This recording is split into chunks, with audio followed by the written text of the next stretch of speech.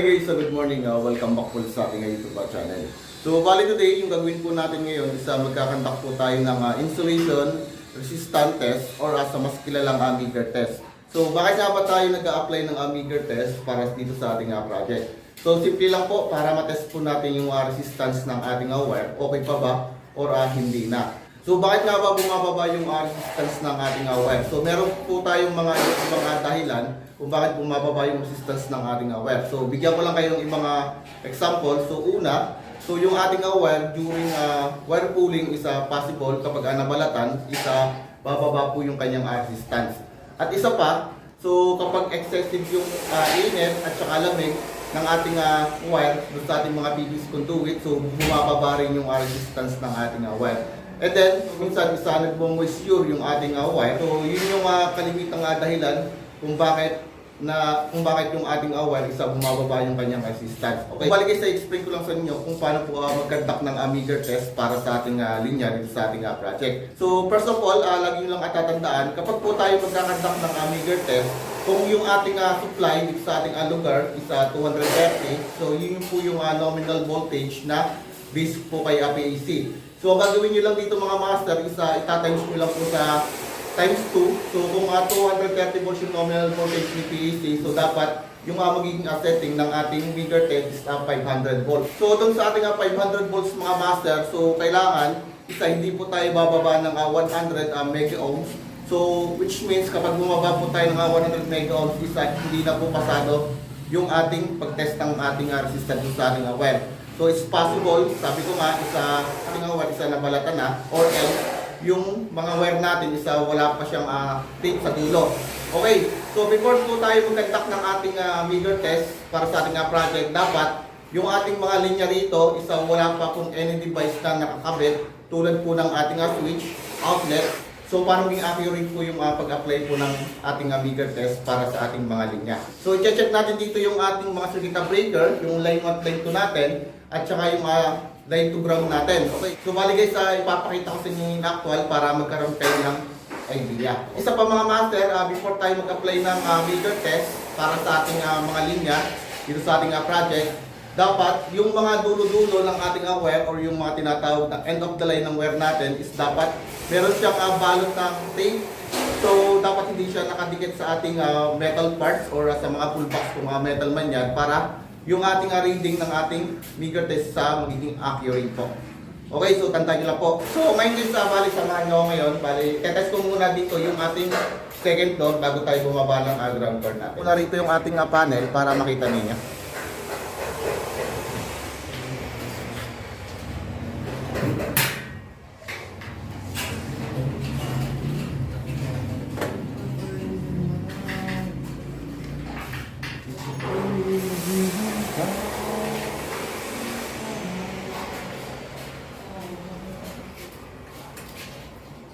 So, buksan ko lang muna yung panel natin.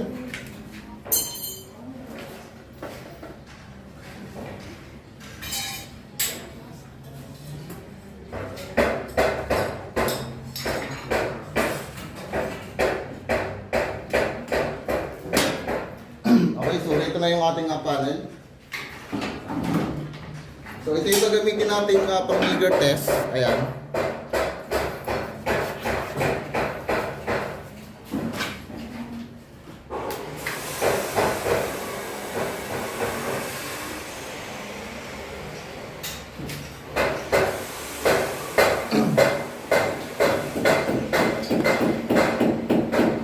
So, medyo maingay lang. Bali mga master, ito yung gagamitin nating meager test. Ayan mga master. Ayan. So, simple lang naman mga master paggamit dito. Bali, sabi ko nga kanina, kung yung ating supply dito sa ating lugar is line to line connection, so meron tayong nominal voltage dito sa ating lugar na 230 volts. So sabi ko nga kanina ita-times 2 natin. So yung magiging setting ng ating meager test natin dito, so i-setting natin ng 500 volts. Okay. So ilawan natin. So test natin, continuous lock natin. Ayan. So and then test natin. Okay. So, continuous lang kami para paglagay natin test probe dito, isa okay. Bale, huwag yung hawakin yung dulo niyan, bale meron yung kuryente. So, ground yan. Okay. So, tingnan nyo lang yung ating, ano rito? Lamp meet, bigger test. Okay. So, bale, ang gagawin ko muna rito, so, i-test muna natin dito yung resistance ng ating, feeder line. So, ito yung ating line 1 at line 2 natin, nagaling ito sa ating pinakang aming fuse box. So, ngayon, yung test probe natin, ilalagay natin dito, sa taas. Okay? So, and then, siya nga mga master, so sabi ko kanina, so dapat di tayo bababa ng 100 mega ohm. So kapag bumaba tayo roon, so bagsak na yung ating magiging resistance. So dapat above tayo. Okay? So check natin dito.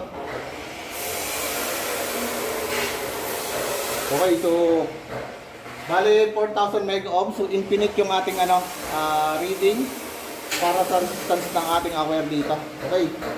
So 4,000 mega ohm. Okay, so check po dito. So check na po natin dito yung ating mga linya circuit breaker.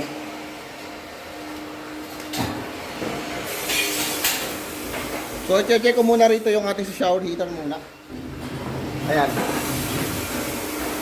So sa shower heater tayo mga master. Check natin. Okay. So infinite siya. So 4,000 mega ohms tayo. Okay. So infinite yung ating shower heater. So, ACU master bedroom. Okay.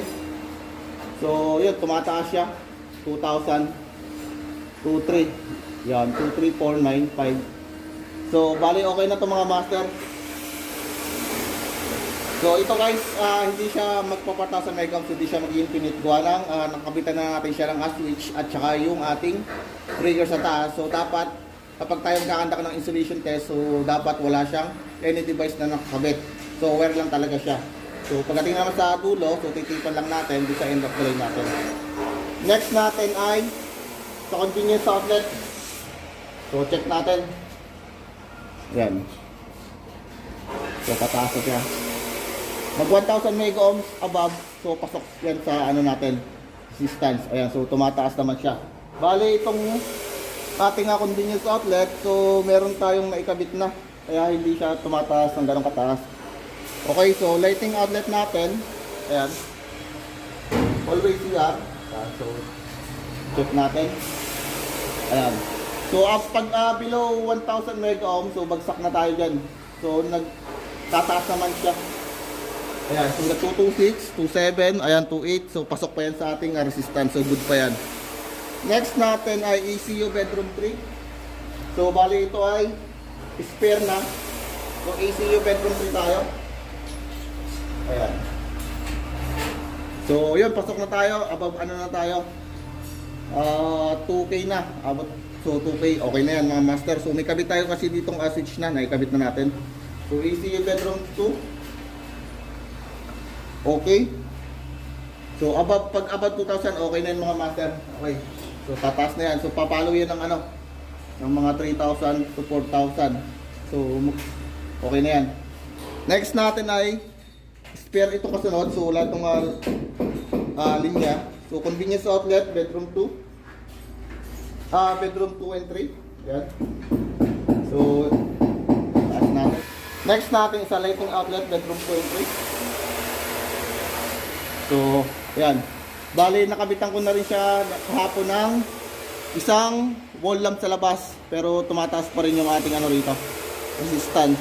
Pero tumataas pa rin dito. So, pasok pa yan ng mga master. So, above 1,000 mega ohms yan. Ayan. So, meron tayong naikabit ditong wall lamp sa baba. Okay. So, ngayon gagawin natin isa, maglaline to ground na tayo. Okay. So, check muna natin taas. Line 1 natin. So, tayo sa ground.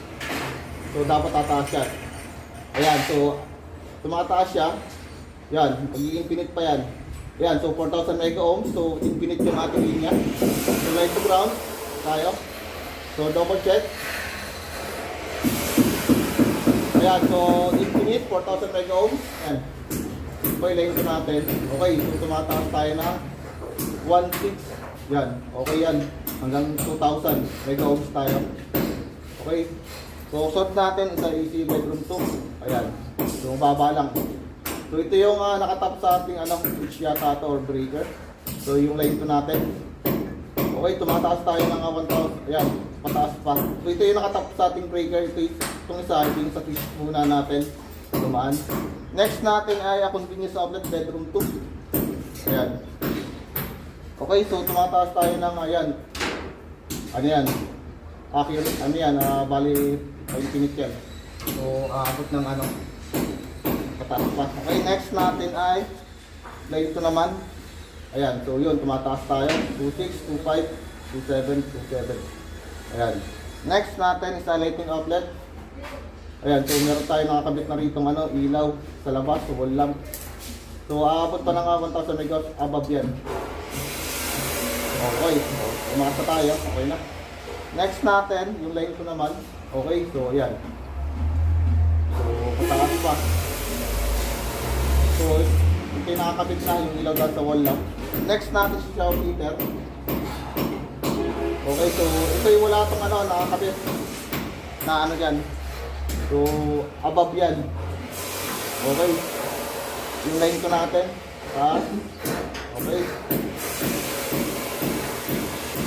Okay, next natin ay yung master 2. So, ito mga master, isang version nakakabit na na switch na. Okay. Then next natin, ayan. So, yun.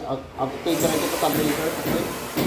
Then, kasunod na continuous outlet, master bedroom, CCR, ayan. So, yan, tataas pa. So, meron na nakakabit dito. Okay, so, light tayo. Okay, so tataas yan. Hanggang 1,000 megawatts. Okay, good. Next natin ay lighting outlet, master. Yan, test natin. Okay, so above tayo? Yan, 1,000. So, okay na yan, good na. Then, next natin is a lighting outlet. Okay, so ito meron na tong nag-expect na niya yung ating yung wall lamp sa labas na kinabit. Okay, so nakabitan ko ulit siya ng wall lamp. Ayan, so nagtataas naman siya ng 1,000 megawatts. Okay, so okay na guys, bali nagkandak na tayo ng meter test sa taas. So yung ating mga resistance ng ating wire naman dito is good naman siya. So wala naman siyang sayad. So okay, above tayo 1,000 megawatts. Okay, so wag lang tayo bababa below. Okay. Bali ito is okay na. So bababa tayo yung ground floor naman yung i-check natin mga master. Okay? So bali dito tayo sa ground floor. Ayan. So ito na i-check natin. So buksan ko lang yung panel natin.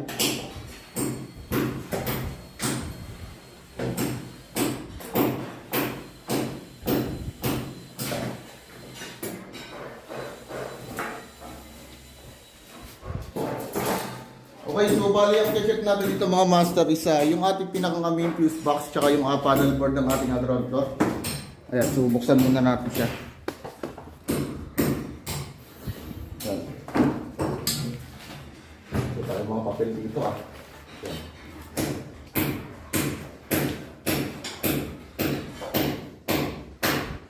So naman yung meter test natin yung ating pinakang main fuse box muna tayo. Okay. So, ganun ulit mga master. So, setting ulit tayo ng 500V.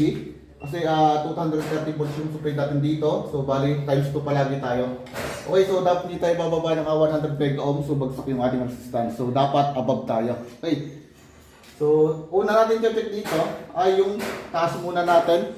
Na ito guys yung galing poste natin. Itong wire na ito papunta sa ating poste ng Meralco. So, itong ating so ito yung ating ground nakagaling sa Meralco natin na papunta sa ating mga breaker natin sa mga sub panel. Okay, so check ulit natin. So ito siya papatong baka malaglag. Okay, so tingnan nyo na lang yung magiging reading natin dito. Okay, so 500V. Ayan, so continuous lock natin and then test natin. Okay, so test ko muna yung ating main line natin sa taas. Dito sa taas galing ating ground. Okay, test ko muna. So tingnan nyo kung ano magiging reading natin.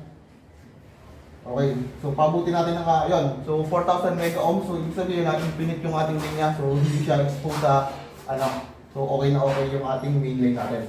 So next naman natin yung baba natin dito. So ito yung feeder line natin na pupunta rin sa ating second door at yung sa ating ground door na supply. Ayan. So check natin. Start natin. Okay, so infinite siya, 4,000 mega ohm, so good na. Then maglalay yung ground tayo. Okay. So line 1 muna natin. So yung ground kasi natin dito kasi sa ano, sa body. Dito sa ano. Ano natin. Ayan, so connect infinite yan.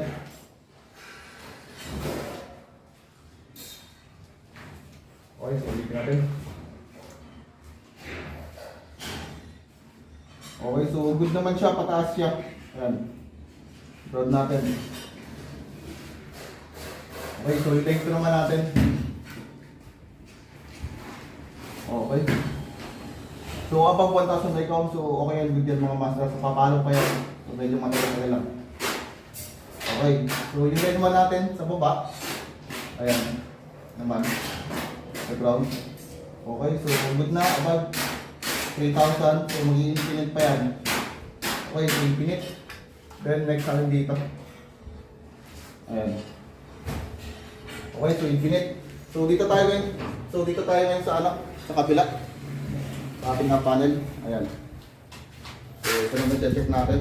Bali, i-check ko muna yung ground ng ating ano, panel at saka ng ating pinaka-main fuse box. Ayan. So check muna natin ground natin dito. Check natin. So dapat may continuity yan mga master. Ayan. So ano lang, 1 ohms lang. So ibig sabihin good yung ating ano, grounding dito. So hindi dapat tayo tataas ng 5 ohms. So kapag tumasok kasi tayo ng 5 ohms, so ibig sabihin nun may leak na yung ating grounding dito. So if possible na pwede na siyang makaground sa tao. So makakuryente. Okay. So next natin dito ay din tayo sa mismong kabila na. Ayan. So check natin to. Okay. So okay na itong kabilang fuse box natin. So dito naman tayo. Ayan. So tingnan nyo na lang yung ating dito. Okay.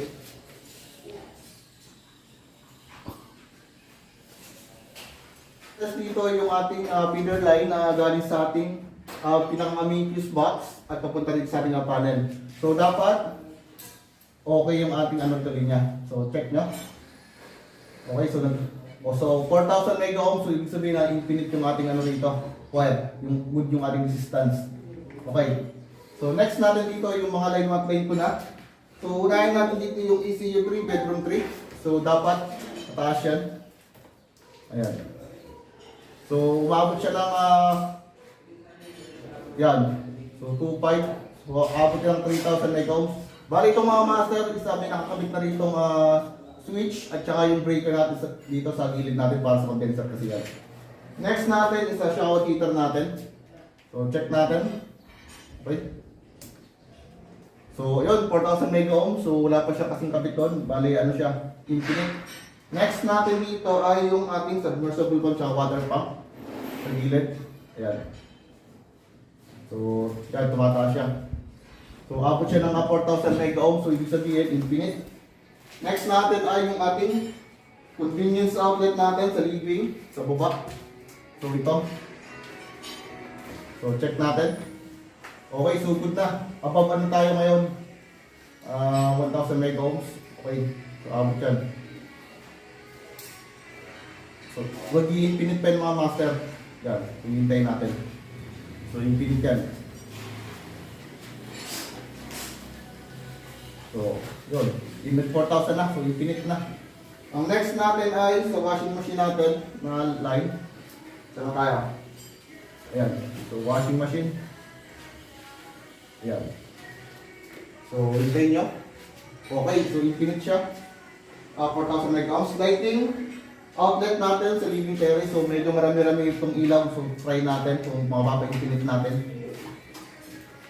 So try natin na kung aabot siya ng 4,000 mega ohms. Mapa-infinity natin. So 2. Yan. Kasi ito guys, sa marami tayong spacing dito. So tingnan natin kung abot siya ng 4,000 mega ohms. Ayan, so 3,000, 2,900.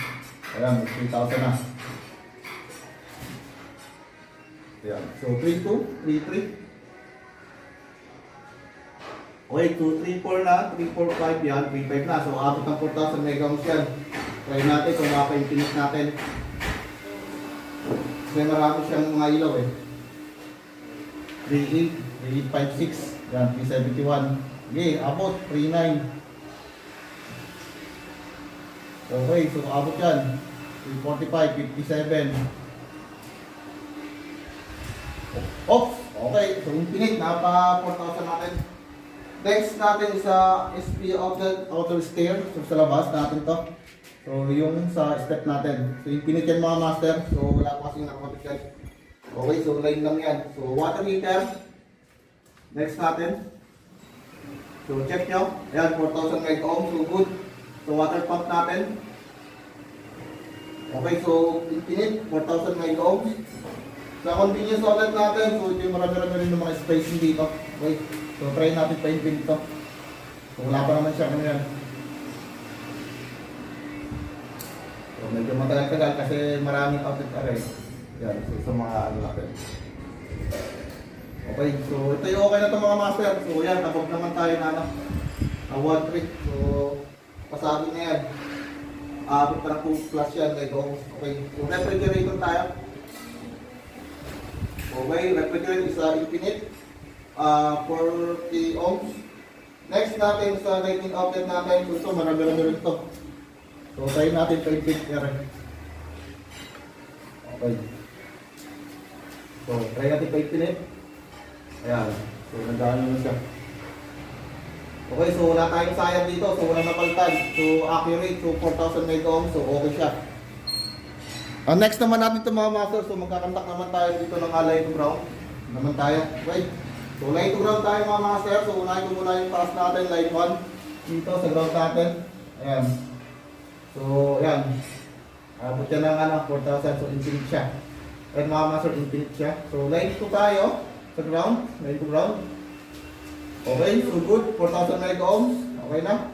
Next natin dito yung mga circuit breaker naman. So line 1, line 2, line 1, line 2 tayo. Mga master, bali yan. Abot siya. 2,000 megaohms. Okay, so line 2 natin.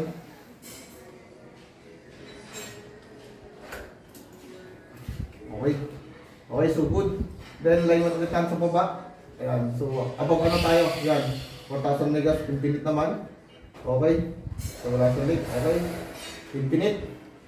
Next natin, ayan, so yan, taas siya. Okay, good. Next natin, ay ito. Okay. So pataas siya. Okay, so infinite yan. Ayan, so full lemon dito tayo. So kapag lagi tayo ng 1,000 to 2,000, so infinite. Okay yan.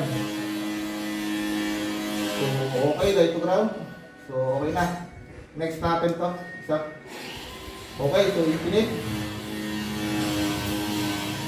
Okay, so infinite tayo, 4,000 megaohms. Okay. Okay, so taas yan, hanggang 1.6. Ayan, 1.9. Okay. Next natin ay rin. Yan. Okay na. So, infinite pa rin. Okay, so next tayo. Bakay tayo. Okay, so infinite. Okay, infinite tayo. Okay, infinite. Okay, infinite. Okay, infinite. Okay, infinite. Okay, infinite tayo.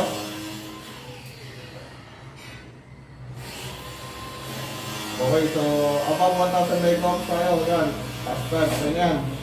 Next natin.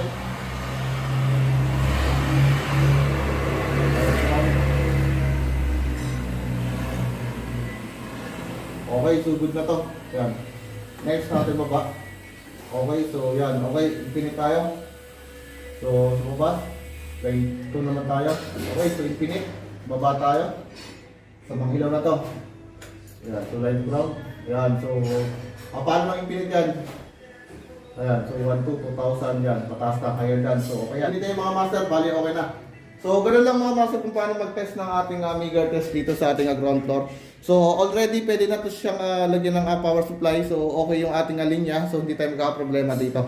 So, gagawin natin ngayon isa, susuplayan ko na muna ito temporary sa labas. So, para mapagana ko ng taas kanina. So, para mapagana ko ng taas. So, bali, kanina isa nag-test tayo ron. Meron na tayo itong mga convenience outlet. So, bali, susupply ko naman siya temporary dito. Okay, so, bali, ito guys, sa baba, isa hindi ko siya tataas, lahat ng breaker. So, wala muna tayong tataas dito. So, ang itataas muna natin dito sa ating pinaka-main fuse box, yung main natin, yung main, ito. And then, yung ating power supply dito is still nandito pa lang siya. So, kasi naka-auto siya. Bali, yung pinaka-second floor muna yung itataas natin para mapagana ko yung kabilang room natin kasi meron na siyang convenience outlet para meron na magamit yung ating mga tatrabaho dito. Okay? So, yun lang muna mga master. Bali, pinakita ko lang sa inyo kung paano po mag-meter test. So, salamat po.